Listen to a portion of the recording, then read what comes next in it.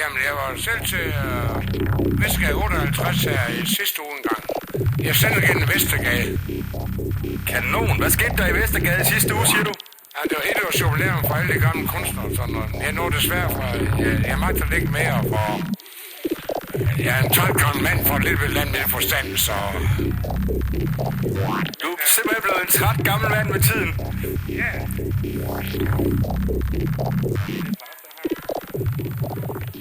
Jeg havde en kæreste på det tidspunkt, og han var jaloux på hende, og så blev jeg slået ned, og så skiftede navn fra Johnny til Edvard. Så for at han ikke skulle finde mig igen, så flyttede jeg til Aarhus.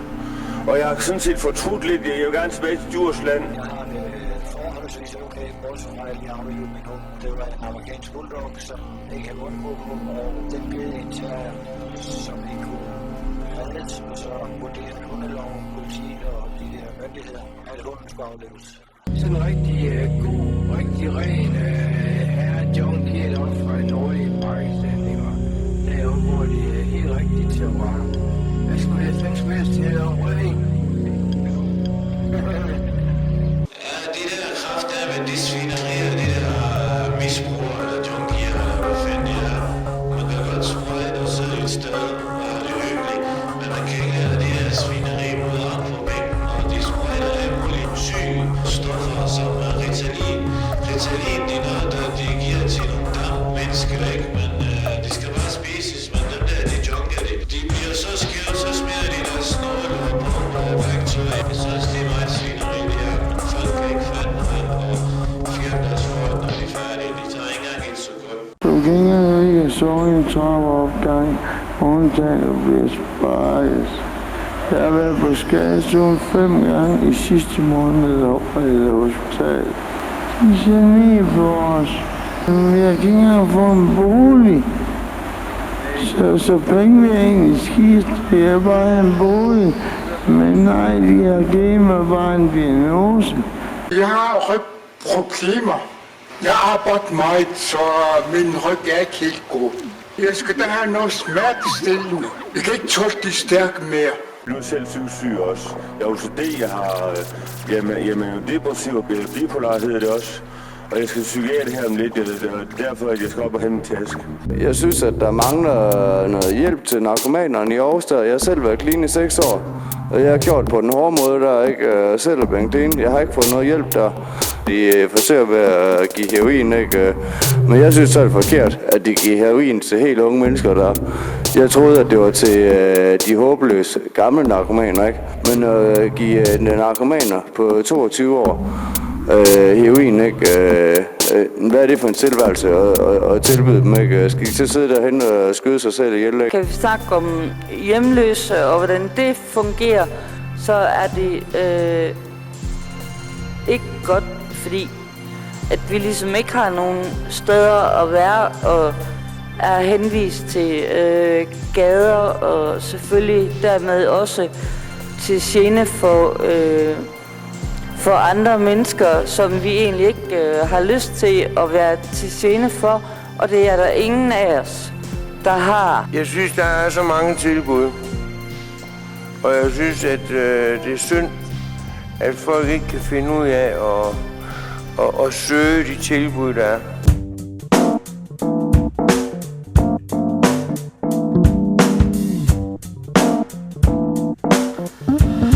Ja, driften det går jo ud på, at man skal få tingene til at hænge sammen hernede og skabe en hverdag for mange af de mennesker, der bruger stedet i det daglige.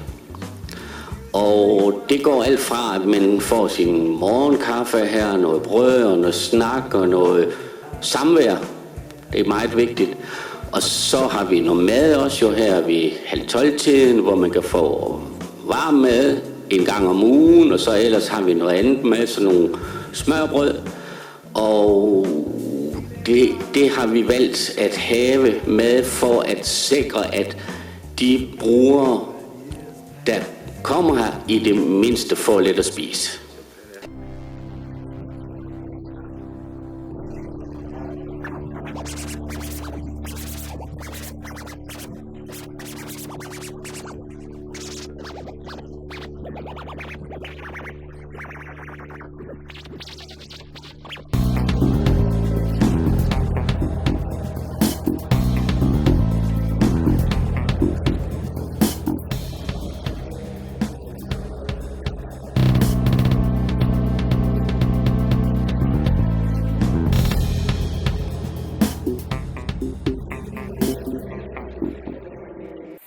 Jamen, jeg arbejder på at få den op at stå, men... Ja, det er kun bajerne, jeg skal op at stå. Men det andet, det går ikke så godt med det for øjeblikket. Okay. Der findes så mange nye talenter i musik her i Aarhus, der kommer. Der var nogen, der sagde, at musikken var død her i Aarhus. Det passer ikke. De tror, vi var døde her i Aarhus. Det er vi ikke. Det går faktisk meget dejligt. Der er varmt og sådan noget, og folk er søde, men der er kommet noget, der hedder Ritalin ud, og det er speed. Og de begynder at gå lidt rundt på gaden, og folk bliver tosset i hovedet af dem. Og det kan man mærke, når man bor ude på gaden hele tiden. Ja, jeg er apoteker her på Løveapoteket. Ritalin er jo et lægemiddel, og skal bruges som sådan. Og det vil sige, at det er sådan set ikke brugt i misbrugskredse, officielt kan du sige. Fordi der er, hvis det for eksempel er nogen, der er på nedtrapning, så får de metadon. Og det er noget af det, vi også administrerer i weekenderne. Men de pågældende, de får ikke Ritalin. Det er andre brugere. Jeg kom for at lave et tv-interview angående det store problem med Ritalin og koncerter, vi har. Socialmedicinsk klinik i Aarhus, de har en psykiater tilknyttet op, og han giver Ritalin til stort set alt og alle der. Ritalin, koncerter og så videre, alle de præparater der, de bliver misbrugt i stor stil, og der er blevet så mange misbrugere der ikke på grund af de deler ud til alt og alle ikke. Hvad mener du om det store udslip af Ritalin og koncerter i Aarhus? Jeg mener ikke noget om. Jeg har ikke noget med patienter at gøre herude. Jeg kan ikke mere! Dengang jeg der var lille, der kom jeg Larsens med hende lige over for, der var Magasinsparkjøs ligger nu.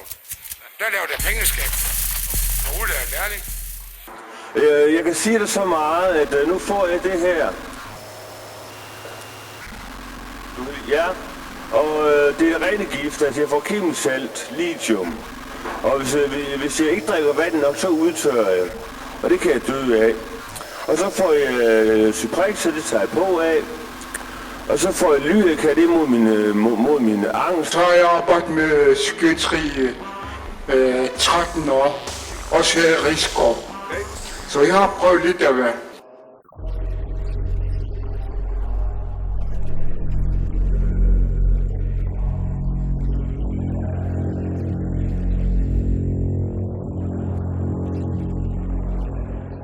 er fedt, de har fanget ham morderen i Aarhus eller Odense.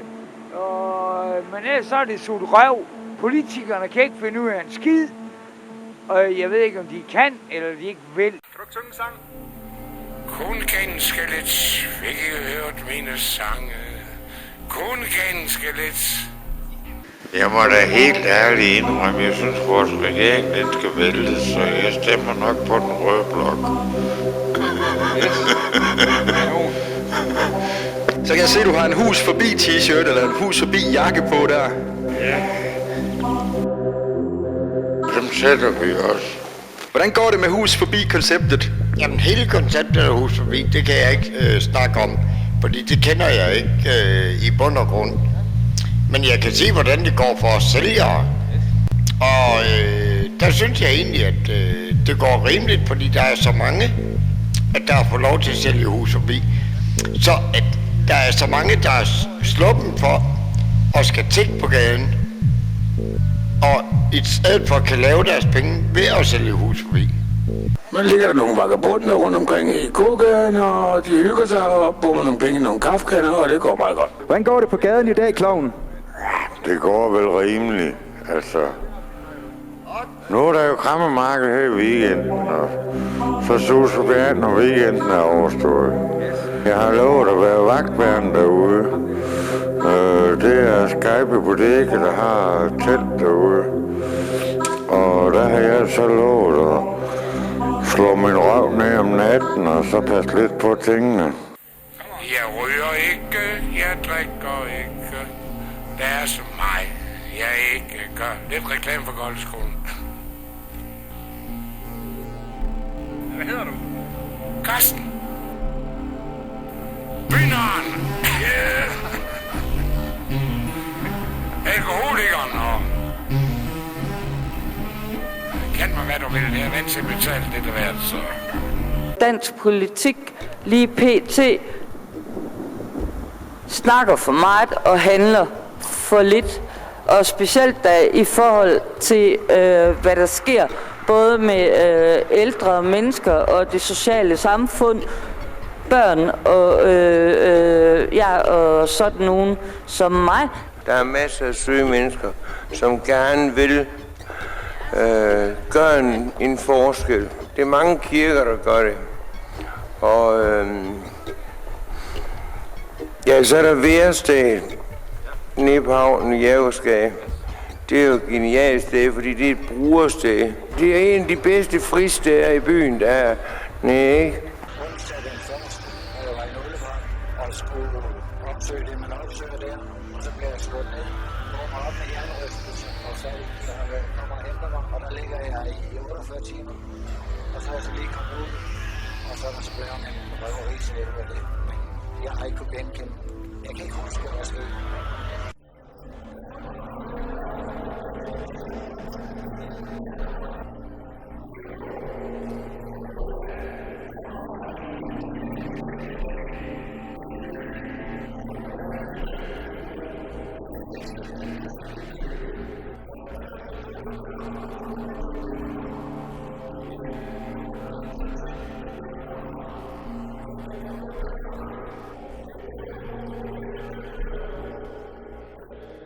Umabiru, kasuta tamatak.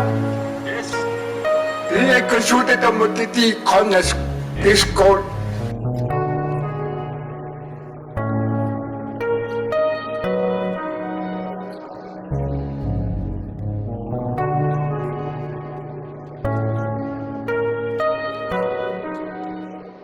Men for de forkerte, der får, det er jo amfetamin. Jeg tænker, det er synd, at de mennesker, de tjener penge på andres elendigheder. Ikke også? Altså, fordi dem, der køber dem, får dem jo ikke alene. Jeg får dem jo alene. Så de får jo en psykose måske, eller et eller andet. Først 10 år af mit søns liv, så klarede det både hans, og jeg tog en uddannelse samtidig. Kan man sammenligne sådan noget som Ritalin med heroin? Er det lige så stort et problem, mener du? Ikke nu, men det kunne meget roligt blive. Det er på vej til at blive et stort problem der. Ikke? Fordi folk de skyder det. Jeg synes, at Aarhus Kommune de har fuldstændig overdreven delt ud. Ikke? Jeg bor selv i Odder Kommune, ikke? Og jeg ved, at Odder Kommune ikke, de er gale på Aarhus Kommune over, at de har skabt det problem med Ritalin. Arbejder på Psykiatrisk Hospital. Ja, det gør jeg. Okay, hvad ved du om Ritalin og Concerta? Ikke noget. Salget af stedet, det er fuldstændig rigtigt. Hvor langt ned man giver børn, jeg har ikke oplevet, at man har givet det til børn på 10 år. Men det er sikkert rigtigt, når du har ned til 6 år. Når du har undersøgt det, så er det sikkert rigtigt. Og det kommer an på, hvad det er for kunder, man har. Altså, jeg ønsker jo ikke, at de skal blive clean i morgen, men mere, at de kan finde en modus at leve på, som gør, at de bevarer deres helbred rimeligt, og at de bliver værdsat også i noget mere, end de gør ude i samfundet i dag. Måske kunne man godt forbedre vilkårene noget omkring værestederne. Du tænker på flere kommunale ressourcer til værestederne? Det vil man jo altid gerne have. Du har simpelthen haft et problem om vinteren med at overleve. Er du hjemløs, eller? Om jeg er hjemme? Jeg har boet 4 år i et telt nede bag Sears. Så det ved jeg ikke, om du gør hjemløs. Jeg kender det bare så et andet sted på venner. Deres lille bogbog går ned på en bajer og drikker deres bajer der, og så kommer de hjem igen. Og næste dag, det er det samme. Går ned og drikker deres bajer, ikke? Det er det samme, og det samme igen. Jeg har et fint vin, fordi at, dagen den går her på værstedet, og hvad skulle man ellers for dagen til at gå med sylte bare rundt der i Aarhus?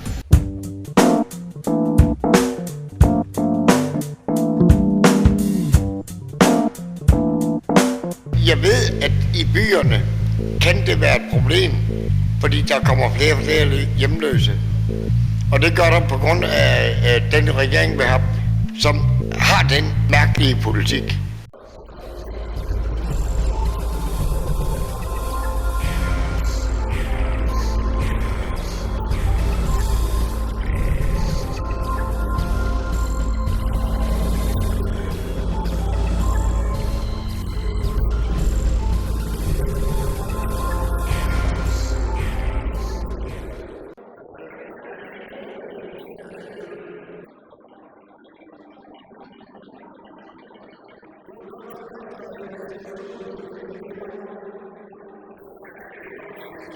Jeg er blevet professionel hjemløs, fordi jeg ikke gider at betale skat for de der politikere. Til læger, til psykiater, til politikere, til bedsteborgere, der ikke kan dele, og hele regner rundt der, og folkeskoler kan heller ikke lide for hørt. Pia Kjærsgaard skrev helvede til. Hvad er det nu, det hedder? Jeg har mit eget parti på Facebook, det hedder DUP, Dansk Universalparti. Nej, det er vigtigt at tage sig af tåbelige Gaddafi et eller andet tegninger, som der bliver ved med at komme flere af. Så jeg gider ikke glo på de tegninger længere.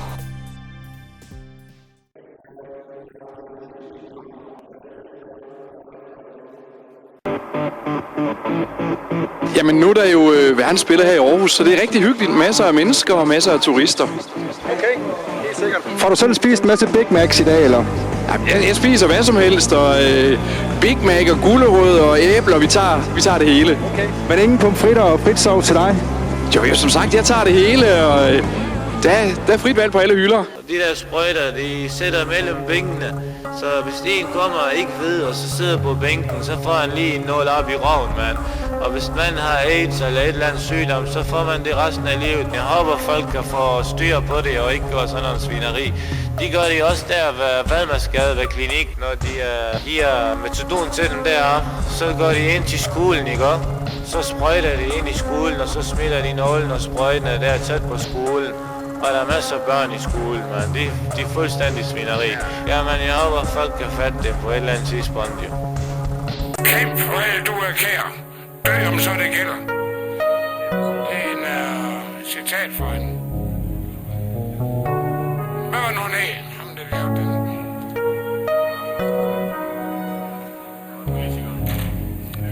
Eller, jeg har et standpunkt til sådan nyt. Hvor kommer det citat fra? Kom nu, I valper. Der var en statsminister her i det kongerige Danmark. Jens Otto Krog. Det er det klogeste, jeg sagt nogensinde i dansk politik. Han drak sig hele whisky op i skiver. Jeg er svært ved at finde ud af, hvad jeg skal stemme, hvis jeg skal til at stemme. Fordi jeg synes, det er sådan noget pudekasteri. Ikke? De kaster lorten over på den ene og den anden, ikke? Og finder sådan nogle hoseløsninger. Men ellers så er det, vi holder sammen. Nogle de er måske lidt racistiske, både den ene og den anden vej. Men så vi holder godt sammen. Jeg kan huske, at jeg fik besøg af TV2 Østjylland samme dag, min hund blev aflevet, fordi hun var det, jeg kalder medieliderlig. Hun råber efter mig, hvor jeg bor den dag i dag. Hun har fået en ny hund, hun har fået alle pengene erstattet. Jeg kan ikke give hende den gamle hund, men jeg har loven på min side. Jeg har fået en bøde for ikke at undgå, men alligevel bliver man tilråbt der, hvor jeg bor. Og jeg har ikke en muskelhund mere.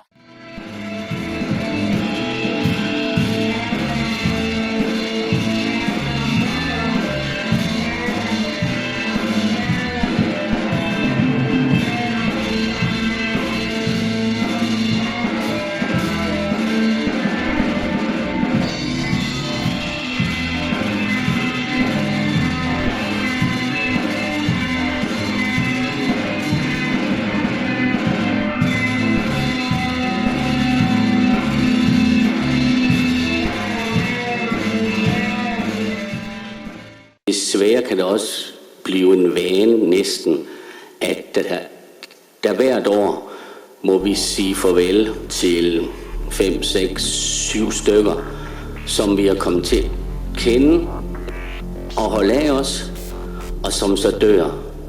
Men når man har været i branchen for mit vedkommende 7-8-9 år, så bliver det jo en slags et vilkår. Vi er med til begravelserne, og vi sender en bordbuket, og som regel er det offentlige, der klarer det, og så har vi også en korshærspræst, som gerne stiller op.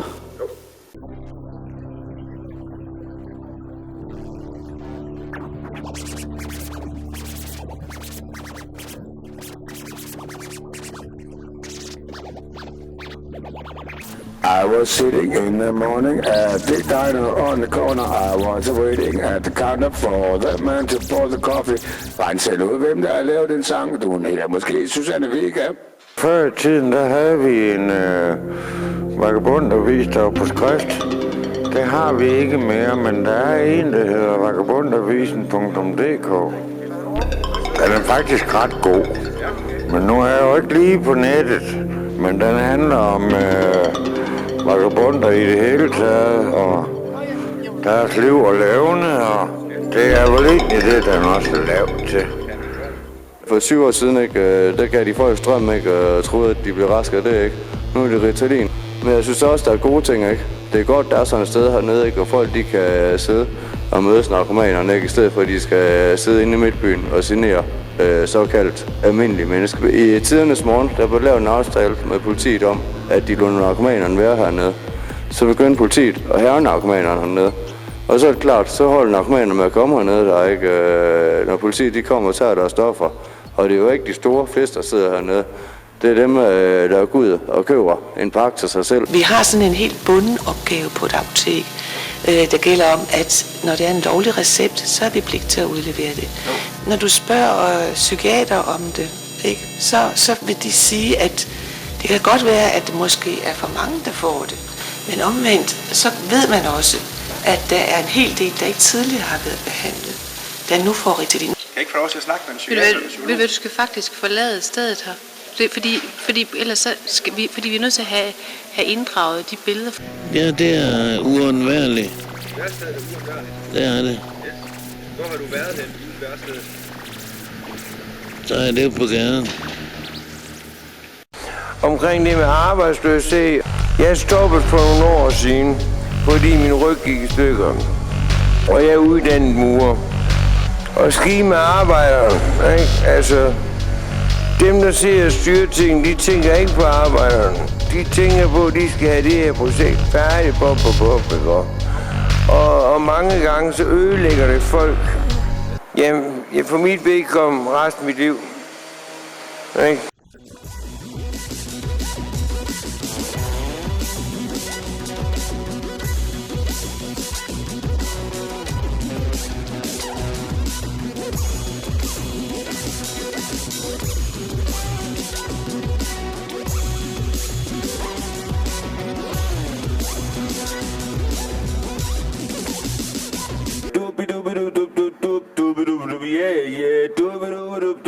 Bare stem på os,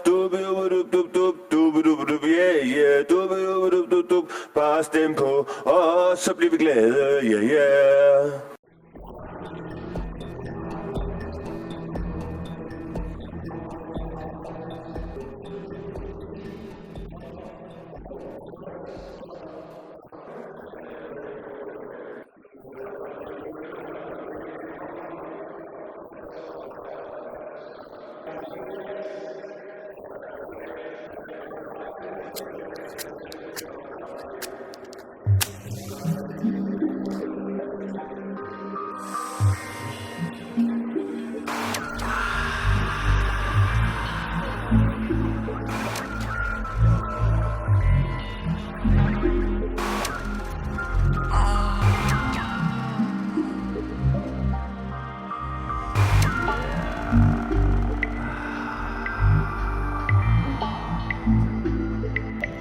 Walking to the town, we all go down. Colors change my mind, and everywhere I see the signs.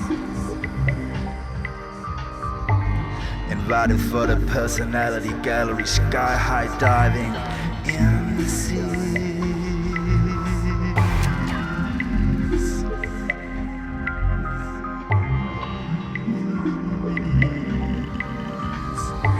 I'm swimming with dolphins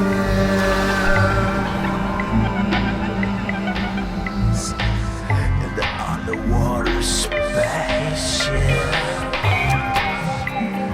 losing my grip to another dimension, losing my grip to another dimension. Hvorfor må jeg ind forbi så? Hvorfor skal jeg altid klippes små? Så hurtigt er jeg, det må så ikke være. Så stå her! Ja! Yes, sir!